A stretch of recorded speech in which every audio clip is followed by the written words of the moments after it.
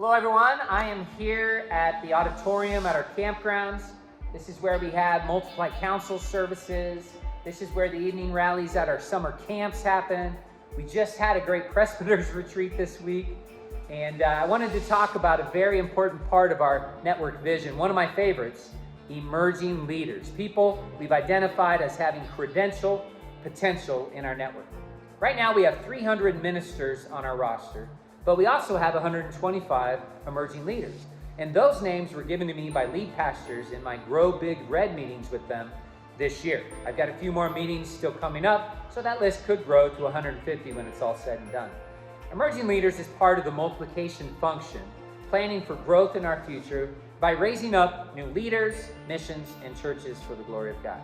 My constant prayer is that churches would raise up emerging leaders at a rate that I could name at least one in every church.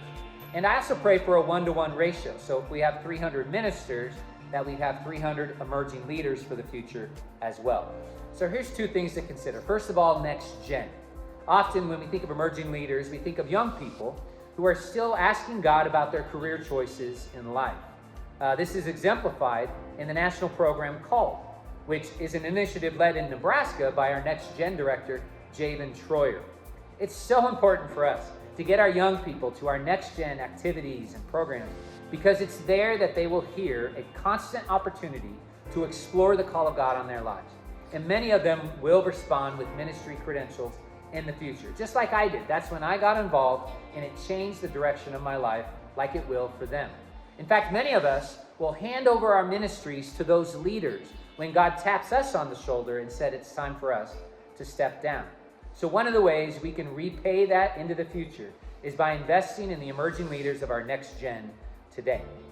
Additionally, it's hard sometimes working with these emerging leaders because they're still working through vital discipleship components in their life, most notably our important truth of the baptism of the Holy Spirit. So to help with that endeavor, I've rearranged our network leadership tour. In January next year, 2025, just 3 months away, a group of leaders and myself will travel to each section of the state over the 18th through the 24th, the National Week of Prayer. We'll host evening services and we'll preach on the baptism of the Holy Spirit with an altar call at the end to pray for the gift. I'm so excited about this because I want to encourage you to invite all of your people and your emerging leaders because maybe that night will be the moment for several of them that they receive the infilling of the Holy Spirit.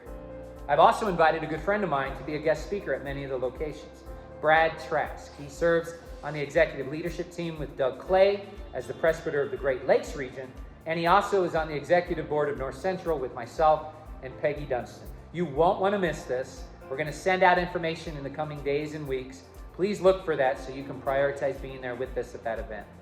Now, for the rest of this year, these final months, I just want to encourage you. Lean into looking for those emerging leaders in your life, people with credential potential. I truly believe that each of us can reach one for the glory of God. Hey, until next time, always walk holy, work hard, and worship Him.